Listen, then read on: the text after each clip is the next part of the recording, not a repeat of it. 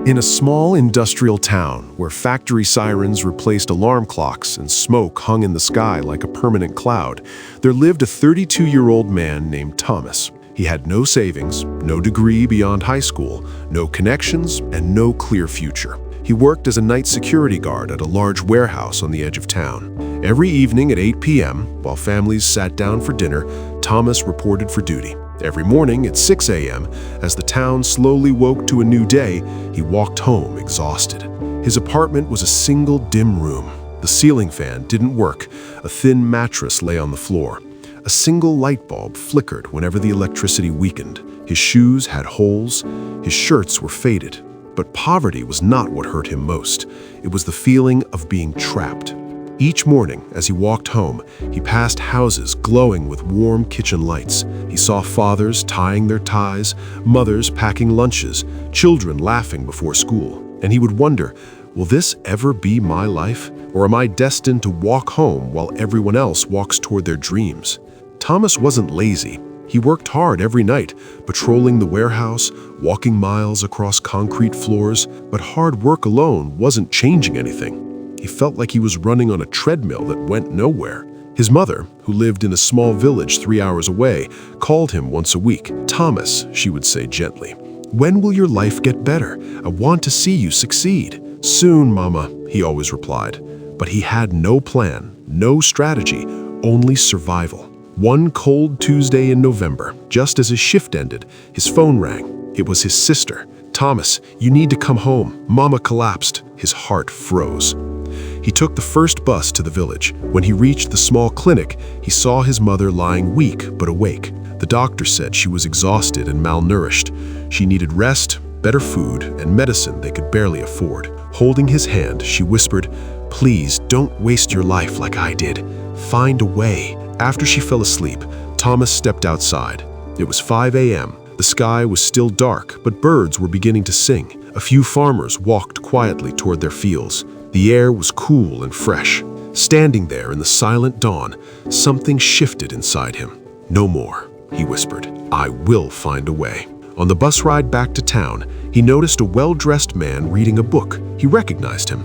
Mr. Chun, a respected businessman who owned several shops in town. It was 6 a.m.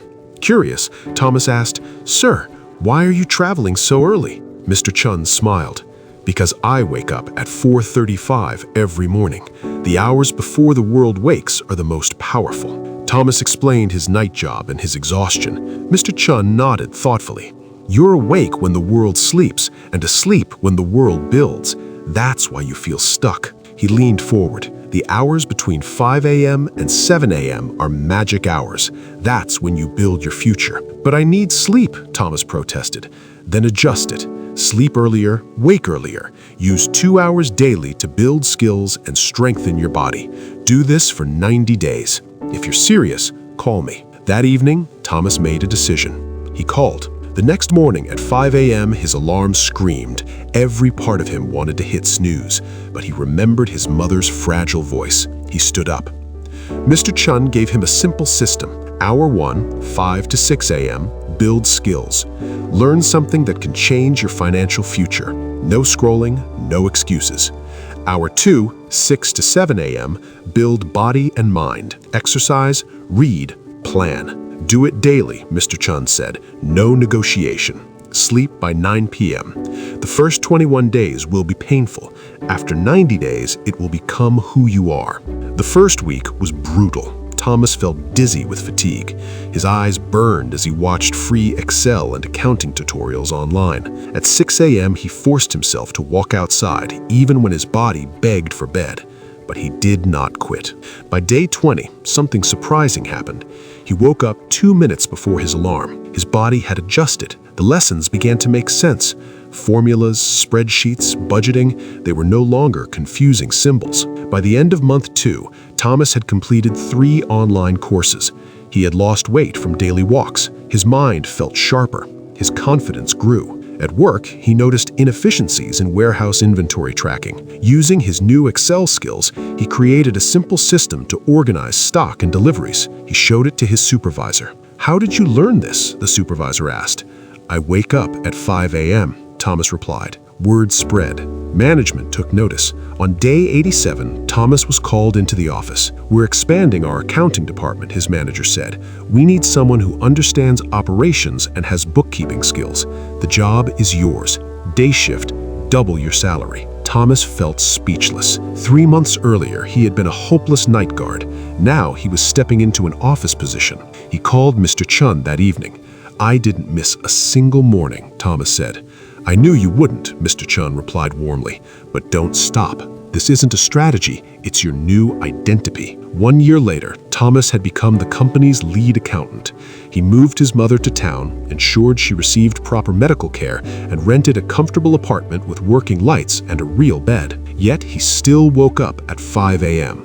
Not because he had to, but because those 2 hours were sacred. That's when he learned new software, read business books, and planned investments. Those quiet hours became the foundation of his growth. When colleagues asked why he still woke up so early, he smiled. Success isn't a destination, it's a daily practice. Thomas's transformation wasn't magic, it wasn't luck, it wasn't talent.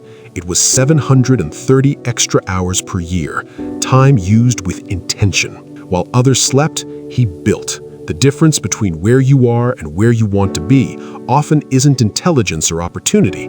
It's what you do in the quiet hours when no one is watching. The world between 5 a.m. and 7 a.m. is different.